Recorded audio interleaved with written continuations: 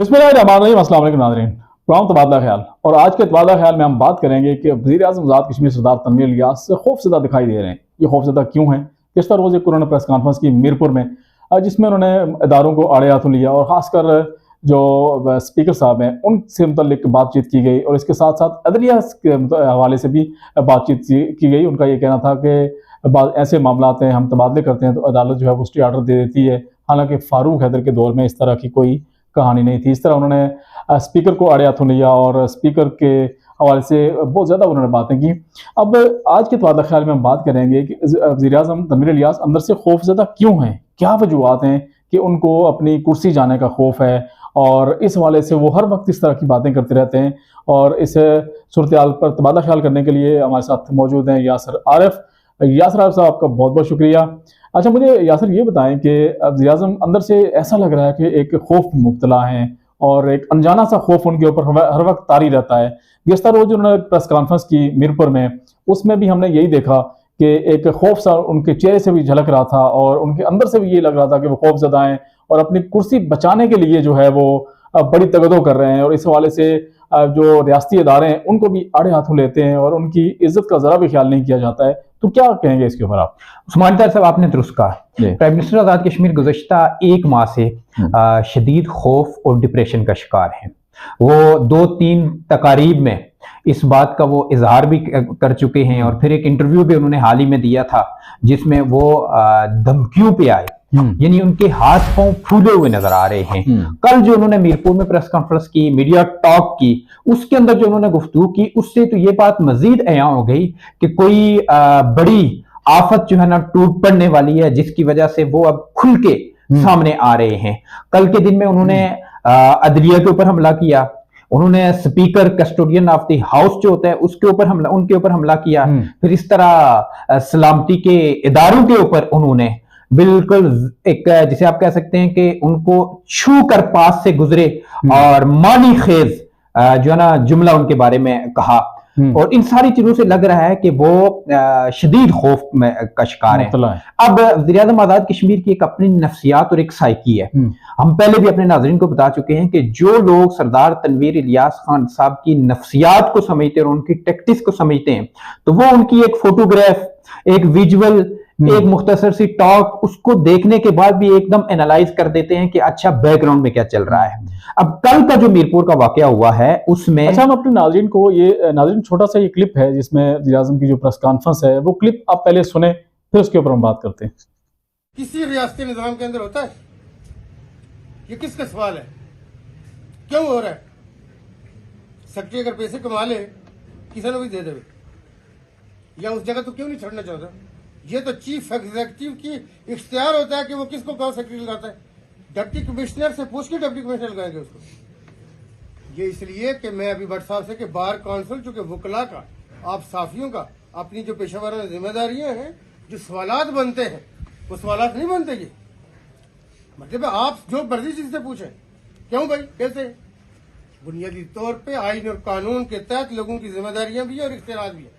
आप इस वक्त मैं आपको बताऊं कि कितने डिप्टी कमिश्नर के ऑर्डर रिवर्स हुए, स्टे बोझेज पाया होना, स्टेट सेक्रेटरी ने पूछा बोझेज पाया होना। इस तरह बातें चलती हैं। पहले फारूक अब्दुल खान के दौर में क्यों नहीं थी ये चीजें? जो चीजें फारूक अब्दुल खान के दौर में नहीं थी, हमारी हुकूमत से नाक की लकीरें निकलवा के कराई गई। पहले ऑर्डर कहां थे? ये सवाल है।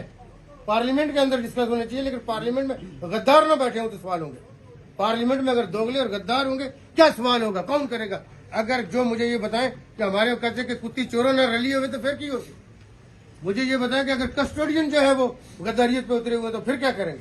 कल फतह होते जब अंदर वाले 2 नंबर होते। इसलिए हमारी रियासत की असम्बली का वकार मजरू हुआ, हम नहीं होने देंगे। मैं आपको बताऊं कि मैंने उस दिन ये कहा। जी जी बिल्कुल। अच्छा, ये क्लिप हमारे नाजरीन ने सुन लिया। देखिए, वज़ीर-ए-आज़म Azad Kashmir time to time sting operation कर रहे होते हैं, क्योंकि उनका एक माइंडसेट जो है वो इमरान सीरीज वाला है, एक वो जासूसी फिल्में जो हैं, क्योंकि वो देखते रहते हैं तो वो एडवेंचर करने जासूसी फिल्में कहाँ देखते हैं, मतलब इतना टाइम होता है उनको जासूसी फिल्में नहीं, माजी में आज तो नहीं देखते, लेकिन जब वो थे ना अच्छा, बड़े टाइकून बनने के लिए दुनिया के अंदर जो इस तरह की आती है ना एंटरटेनमेंट और इंफोटेनमेंट, उसके ऊपर तो उसको वो देखते हैं। इमरान सीरीज के बारे में तो उनके एक दोस्त है जिन्होंने कहा है कि वो उसके बारे में वो पढ़ते रहे हैं मुबैना तौर पे, तो उनका एक ज़हन फिर एक रवायती सीधे साधे पॉलिटिशियन से हट के उन टैक्टिक्स पे भी चल रहा होता है। अब कल उन्होंने वो टेस्टर लगाते रहते हैं लोगों को, टेस्टर मसलन उन्होंने माजी में लगाया था, उस चेक कर रहे थे करंट, अगर करंट आगे से तेज हो, वोल्टेज अच्छी हो तो वो खामोश हो जाते हैं, अगर आगे करंट उस तरह का रद्द-ए-अमल ना दे रहा हो तो वो फिर अटैक कर लेते हैं, वोल्टेज लो हो तो बिल्कुल ऐसे कर लेते हैं। हाँ, मसलन उन्होंने लतीफ अकबर साहब पे हमला किया था, चौधरी यासीन साहब पे इसी तरह अटैक किया था, चौधरी मकबूल साहब पे कैबिनेट के इजलास में किया था, इसके बाद फारूक अदर साहब पे फिर उन्होंने इनडायरेक्टली असेंबली के अंदर वो करवाया था जो उस वक्त के फहीम रब्बानी साहब ने मोबाइल फेंका था, और फिर अब अनवार अल हक साहब पे किया। तो माजी के जितने उनके एक्सपीरियंस थे उसमें जिस ने वापस रद्द-ए-अमल दिया वहां पे वो खामोश हो गए। मसलन फारूक अदर साहब के इशू पे जो फहीम रब्बानी साहब ने उनकी तरफ मोबाइल फेंका था तो एकदम से घंटे बाद प्राइम मिनिस्टर ने ऑडियो मैसेज दे दिया था कि हम दिल से एहतराम करते हैं, इज्जत करते हैं, फारूक अदर साहब रियासत का शख्स हैं। फिर इसी तरह जब चौधरी यासीन साहब ने वापस रद्द-ए-अमल दिया था, जब उनके बारे में टॉक की थी तो उस पर भी वो खामोश हो गए। फिर चौधरी मकबूल साहब ने कैबिनेट के अंदर उनके ऊपर उन्होंने अटैक किया तो उन्होंने उसी जबान में जवाब दिया। फिर उसके बाद आजकल चौधरी मकबूल साहब उनके बड़े बेहतरीन दोस्तों में और साथियों में शुमार होते हैं, तो वो जो उनको टकरता है वापस वो बेहतरीन दोस्त बन जाता है। और जो लतीफ अकबर के आगे भी लेट गए थे तो वो भी हुआ, फिर उनके घर चले गए थे। अब अनवार अल हक साहब को ये दूसरी मरतबा टकरे हैं, दूसरी मरतबा मीरपुर से, लेकिन अनवार अल हक साहब बड़े घाट पॉलिटिशियन है, वो इंजॉय करते हैं। कल वो एक सीनियर साफी है जादाबादी साहब, उन्होंने पोस्ट लिखी थी इसी उनकी टॉक के हवाले से कि स्पीकर असेंबली ने तो प्राइम मिनिस्टर की जो है चीखें निकलवा दी हैं, तो वो उन चीखों को निकलवा के इंजॉय करते हैं। अनवार अल हक साहब जी ऐसी है। तो अब ये है कि उन्होंने जो अदलिया पे हमला किया, हम सबसे पहले उस पे आते हैं और अपने नाजरीन को आज हम बताएंगे कि सरदार तनवीर इलियास खान साहब के माइंडसेट को और उनकी जो टैक्टिक्स होती हैं उनको समझे आप कि ये तरीका वारदात इनका है क्या। अच्छा यासर, इससे पहले भी उन्होंने एक अदलिया को आड़े हाथों लिया था और अदलिया के ऊपर बड़ी तनकीद की थी और इसी इशू के ऊपर की थी कि अदलिया जो स्टे दे देता है, हम तबादले करते हैं उस्मान साहब। लेकिन उसके जवाब में जब चीफ जस्टिस ने वापस जाके कहा था ना, दूसरे दिन उन्होंने गुफ्तगू की थी कि हमें पता है कि हमने क्या करना है, फिर उसके बाद उन्होंने अदालत उज़्मा की तरफ लेना आंख नहीं उठाई, ये उन्होंने अदालत आलिया की तरफ आज किया और इसका भी लगता है कि अदालत आलिया भी इनको जवाब दे देगी और ये खामोश हो जाएंगे जिस तरह अदालत उज़्मा के सामने ये खामोश हुए थे। तो अब कल अदलिया पे उन्होंने जो हमला किया उसमें से जो इनके सीधा सीधा जुमले हैं हम अपने कारीन के नाजरीन के साथ शेयर करते हैं। सॉरी, उन्होंने कहा कि सेक्रेटरी, डीसी, कमिश्नर की पोस्टिंग चीफ एग्जीक्यूटिव का इख्तियार है, यानी वज़ीर आज़म का इख्तियार है। 90% सेक्रेटरी जो है ना स्टे ऑर्डर लेकर फिर रहे हैं, क्या डीसी से पूछकर डीसी लगाया जाएगा? ऐसा फारूक अदर के दौर में नहीं हुआ। जो चीजें फारूक अदर के दौर में नहीं थी वो इस हुकूमत से नाक रगड़वा कर करवाई गई। ये सवालात पार्लियामेंट में उठाए जाने थे लेकिन वहां तो गद्दार बैठे हैं। इस पे प्राइम मिनिस्टर आजाद कश्मीर ने बड़ा अपनी हमदर्दी लेने के लिए कार्ड खेला है, फारूक अदर का रेफरेंस देके, क्योंकि वहां आप समझ उन्होंने सीधा सीधा अटैक किया है इदारे अदलिया के ऊपर, अटैक किया फारूक अदर साहब का हवाला देके। वो आप समझते हैं जरा अदलिया का तकद्दुस है, हम उसके ऊपर बात नहीं करते। अब हम यहाँ पे प्राइम मिनिस्टर से ये पूछते हैं, सवालात करते हैं कि लो सेक्रेटरीज जाके आला अदलिया से स्टे ऑर्डर न लें तो क्या करें? आपकी परफॉर्मेंस जो ये है, 9 माह के दौरान 4 प्रिंसिपल सेक्रेटरी तब्दील हुए, 4 पीएसओ तब्दील हुए, 3 सीएसओ तब्दील हुए, डीजी इंफॉर्मेशन और सेक्रेटरी इंफॉर्मेशन को आपने कुर्बानी किया के चढ़ाने के लिए उनको ओएसटी और मुअत्तल करने के ऑर्डर्स दिए, बिल्कुल नाजायज थे, शहबाज शरीफ साहब को खुश करने के लिए। और इसी तरह आपने डीआईजी जो 2 थे उनके साथ क्या किया, जब वो एक फेक सा जो है ना एक आपने बनाया कि कोई शख्स जो है ना वज़ीर आज़म हाउस में दाखिल हो गया है और उनके साथ आपने क्या किया, किस कदर तजलील की आपने। तो ये लोग अपनी इज्जत और वकार बचाने के लिए, ये तो सिर्फ आप एक प्राइम मिनिस्टर सेक्रेटेरिएट के हमने ये हवाल बताए हैं, वैसे लिस्ट निकाले तो बड़ी तीन प्रेस सेक्रेटरी तो बिल्कुल ऐसे ही है। तो ये लोग अपने ये ब्यूरोक्रेट्स अपनी इज्जत बचाने के लिए आला अदलिया के पास न जाएं तो कहां जाएं? आपने ये सवाल करना है तो अपने सेक्रेटरी सर्विसेज अमजद परवेज साहब से सबसे पहले करें, जो इस वक्त आपकी हुकूमत को बचा के लेके चल रहे हैं, वो भी स्टे ऑर्डर पे हैं, क्योंकि आपने उनके बारे में कहा था कि मैं इनको भी जो है ना निशाने इबरत बनाऊंगा। कहा जा रहा है कि वो तो सुपर वज़ीर आज़म है। डेफिनेटली वो हैं, देखें ना उनकी अहलियत भी है। अच्छा, इसमें एक और बात की यासर के एहतसाब ब्यूरो के हवाले से भी बात की गई कि हम वो अपना मुस्तफा मुगल साहब के हवाले से, नईम चिराग साहब के हवाले से भी बात की गई, तो इसके हवाले से अच्छा, उस पे प्राइम मिनिस्टर गैर जरूरी फट गए। भाई वो एक साबिक जस्टिस रिटायर्ड है, ठीक है, अगर वो एहतसाब ब्यूरो के चेयरमैन आपने किसी के साथ बात की तो इसमें अनहोनी क्या है? जस्टिस मुस्तफा मुगल की एहलियत काबिलियत के ऊपर पूरी रियासत में के लोग उसको मानते हैं। बिल्कुल। तो भाई आप इसके ऊपर एहसास कमतरी का शिकार क्यों हो रहे हैं? क्यों जाके लोगों को जो है ना कमजोर बन के वजाहतें दे रहे हैं? खैर इस पे बाद में कहीं बात करेंगे। नईम चिराग साहब का वैसे टाइम पीरियड रहता है, नहीं थोड़ा बहुत रहता है, वो हो जाएगा। खैर ये बात की बात है, लेकिन उस्मान ताहिर साहब ये इस स्पेसिफिक कल की प्रेस कॉन्फ्रेंस का जो दूसरा मौजू था वो उन्होंने हमला किया स्पीकर पे और साथ थोड़ा सा लिंक किया उन्होंने इदारे को कस्टोडियन। अब हम बताते हैं, अब हम अपने नाज़रीन को बताते हैं वो सीधा सीधा जुमले जो लुब्बे लुबाब हैं कल की गुफ्तगू का। जनाब ने फरमाया कि 19 दिसंबर से असेंबली सेशन चल रहा है। स्पीकर साहब कहते हैं मुझे जलालाबाद वालों ने कहा है इजलास खत्म ना करें। एलओसी के उस पार जो तकमीले पाकिस्तान की जंग है वो आजाद कश्मीर में कौन करेगा, करने देगा, कौन करने देगा? क्यों कश्तो खून करना चाहते हो? ये आंखें किसको दिखा रहे हैं? जिन्होंने आपको यहां तक पहुंचाया, जिनकी दस्ते शफकत से आप यहां पे पहुंचे, जिन्होंने आपकी केयर की, आज आप उनको आंखें दिखा रहे हैं। बस वो सुभान अल्लाह। देखे ना, जैसे सिर्फ आप जानते हैं बाहर को, बाकी सारे जो है ना वो बिल्कुल जो है ना काके हैं बेचारे, जो है ना उनको दुनिया का कोई इल्म नहीं है। जिनको आगे दिखा रहे हैं देखे ना, उन्होंने भी आंखें दिखानी है, वो दिखाएंगे, जल्दी दिखाएंगे, जरूर दिखाएंगे। ज़ाहिर वो अपने ऊपर आने वाले हर्फ की तो वो कीमत जो है ना चुकाते हैं और उन्हें चुकानी भी चाहिए। फिर आगे क्या फरमाया? पाकिस्तान हमारे ईमान का हिस्सा है, किसी से सर्टिफिकेट लेने की जरूरत नहीं है। जब इदारे अपनी हुदूद में नहीं रहेंगे, जब आजाद कश्मीर के पुख्ता सियासी निजाम को चंद साजिशी बुनों की खातिर सबोताज करने की कोशिश की जाएगी, क्या आजाद कश्मीर चरागाह है? रियासत के अंदर सियासत चलेगी सियासियात के साथ। क्या पीटीआई का एमएलए होना जुर्म है? इस बुनियाद पर हमारे एमएलए को बुलाकर किसी और पार्टी की तरवीज की जाए, ये ब्लैकमेलिंग का टूल है। जो लोग वज़ीर आज़म की नफ्सियात को नहीं समझते, हम उन्हें कहते हैं कि वज़ीर आज़म की नफ्सियात, हम आपको समझाते हैं कि ये ब्लैकमेलिंग का टूल कैसे है। हम चंद माह पहले की सिर्फ 2 बातें वज़ीर आज़म को याद करवाते हैं। आसम शरीफ साहब ने सोशल मीडिया पे एक इस्तीफा दिया था कि मैं अपनी जो है ना इस पार्लियामानी सेक्रेटरी थे उससे मैं रिजाइन करता हूं। तो जनाबे वाला ने, जिनको आज आंखें दिखा रहे हैं, उन्हीं को कॉल की थी कि बुलाएं और इनसे वजाहत पूछें। और जनाबे वाला वो वीडियो मैसेज आसम शरीफ साहब का वो अभी भी रिकॉर्ड पे मौजूद है। इतनी बात आपके लिए इशारा काफी है। दूसरी बात, चंद रोज कबल एक वजीर और सेक्रेटरी हुकूमत को मामलात यकसू करवाने के लिए जनाब वजीर आजम ने मुबैना तौर पर कहां भेजा था? और ये वजीर और सेक्रेटरी के बकौल सोर्स हमारा वजीर और सेक्रेटरी है कि कहां भेजा गया? उन्हीं के पास। और फिर जब वो आपके मफाद का काम करें, आपके लिए जो है ना स्ट्रगल करें, आप कहें तो वो किसी के कान खींचें, आप कहें तो वो किसी के ऊपर कोड़ा बरसाएं, आप कहें तो वो किसी को आंखें दिखाएं और किसी को कॉल करें, तो वो बहुत अच्छे हैं।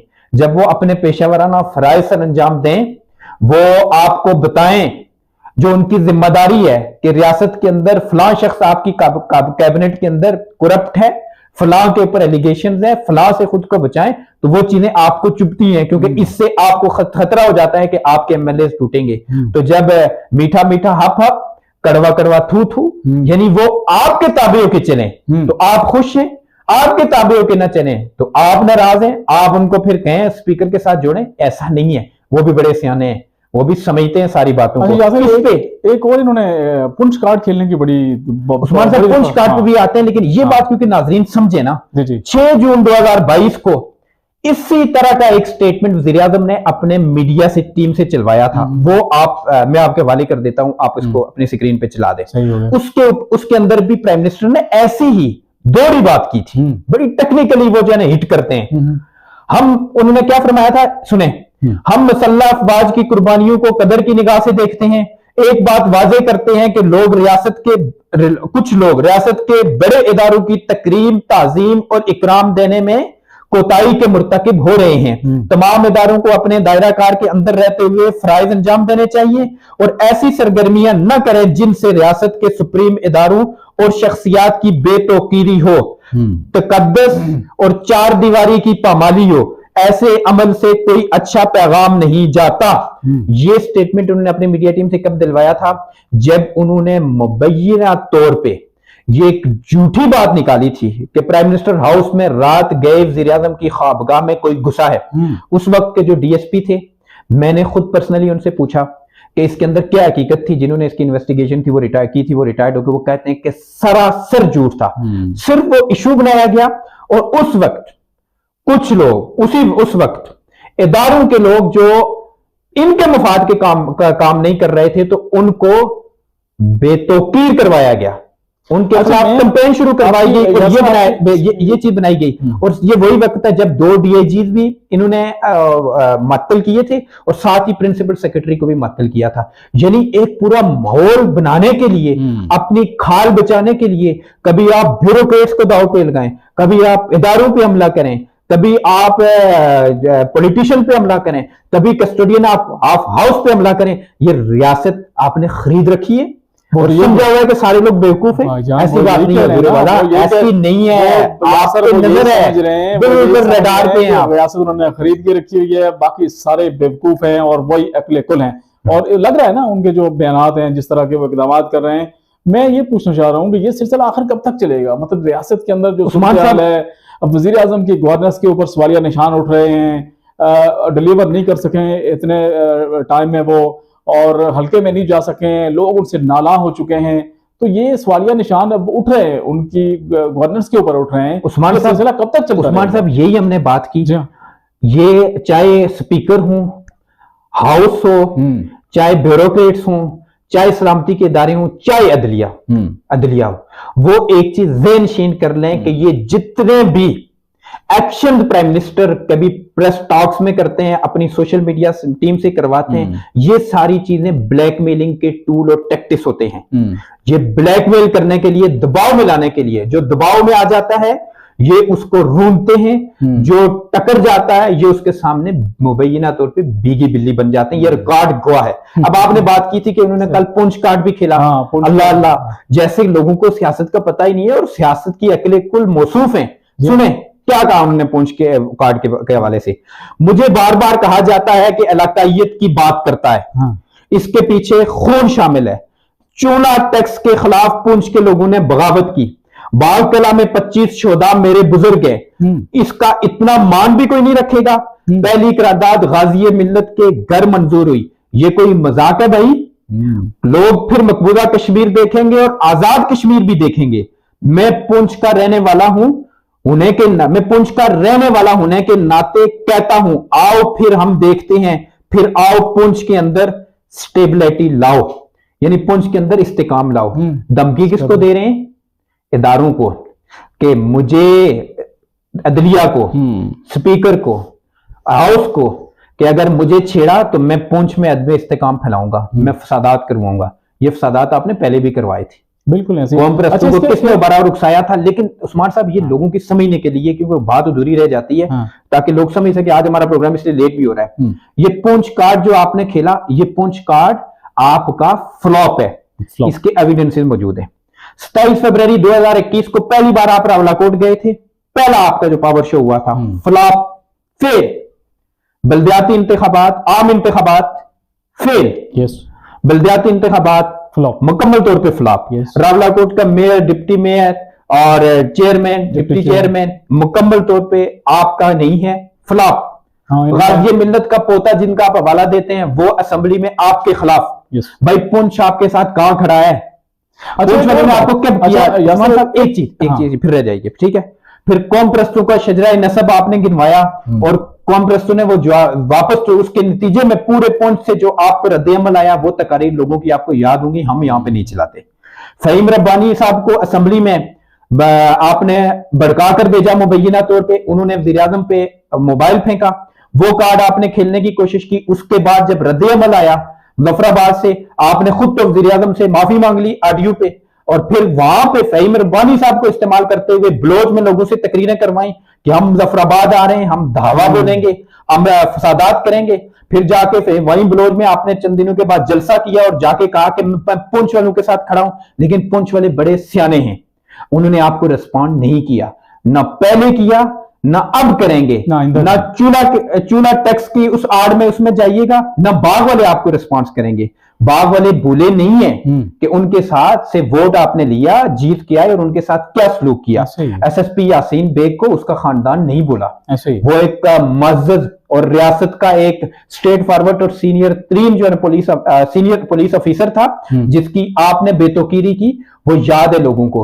हाल ही में आपने जो एक्सियन बाग से एक्सियन के साथ किया वो कहानी भी है, वो भी आगे हम मंजर आम पे लाएंगे और क्यों उसकी किस तरह बेतौकीरी की और क्या किया उसके साथ। बाग के लोग भूले नहीं है, काके नहीं है कि आप कहेंगे मेरा कोई 25 शोधा की मारने रखेगा, हर जगह से शोधा है, हमारे भी असलाफ ने कुर्बानियां दी हैं, सब ने दी हैं, लेकिन आपके इन मखसूस अजाइम और मकासद की तकमील के लिए लोग नहीं निकलेंगे, ये याद रखिएगा, रिकॉर्ड पे रखिएगा। और हालिया जो आप पुंछ में जा रहे हैं और बाहर का विजिट कर रहे हैं, मैंने जिस दिन ये अनाउंस किया था, मैंने 2-3 दोस्तों से उस्मान साहब कह दिया था कि इसके पीछे भी ये डेफिनेटली किसी एडवेंचर के चक्कर में होंगे। जेल, रारा जेल का दौरा किया गया था, क्रिमिनल्स के साथ फिल्माई गई थी, तस्वीर बनवाई गई थी, उसके ऊपर भी कंसर्न थे कि आखिर ये क्या धमाचौकड़ी मचाई जा रही है। वहां पे जो क्रिमिनल्स के साथ, कातलों के साथ आपने गुफ्तगू की, वो आज भी वीडियो रिकॉर्ड पे मौजूद है।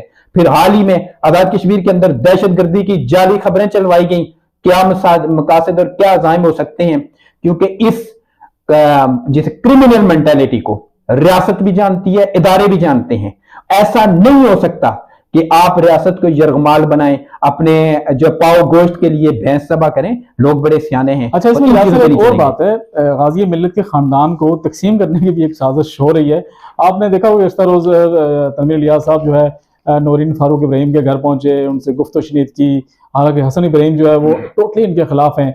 अब वो मतलब फारूक इब्राहिम साहब की जो एहलिया हैं उनके घर पे गए, नौरीन फारूक इब्राहिम जो है उनके घर गए, और सुनने में ये आ रहा है कि उनसे कुछ तरह की उन्होंने बातें की हैं, और ताकि गाजी मिल्लत का जो घर है और जो आपस में इनकी दरारें पड़ें, और ये भी एक बड़ी इंटरेस्टिंग स्टोरी है। इस पे हम एक पूरा प्रोग्राम करेंगे जो हल्का बंदियों का के हवाले से उनका प्लान है, और मुख्तलिफ जगहों पे मुख्तलिफ वो करना चाह रहे हैं, लोगों को उठाना चाह रहे हैं। पुंछ के अंदर इसके अलावा भी है, अवान ट्राइब के ऊपर उनकी नजर है, और भी कुछ। अच्छा, हमारे जरा ने ये बताया कि अभी जो सियाब खालिद साहब फोत हो गए थे, तो उनकी जगह जो नौरीन फारूक इब्राहिम के बेटे हैं, हो सकता है कि उन्होंने ऑफर की हो कि इनको हम जो है ना वो देखिए वो करेंगे, ला सकते हैं। और इसका नुकसान देखिए ना, वो यही चाह रहे हैं कि गाजी मिल्लत का ये जो घर है ये इसमें दरार पड़े।